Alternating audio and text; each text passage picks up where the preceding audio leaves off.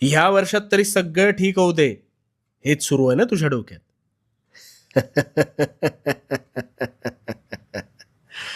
पलटतील.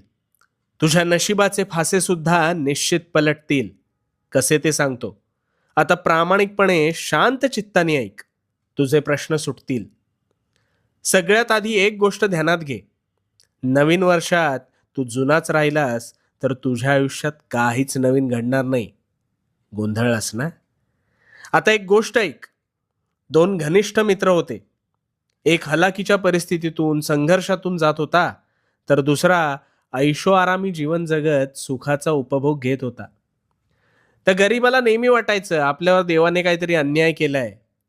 पण हा श्रीमंत मात्र कधीही उठायचा, कधीही झोपायचा, आयते अरबट चरबट खायचा. काही वर्ष सरली. गरीब मेहनत करत होता,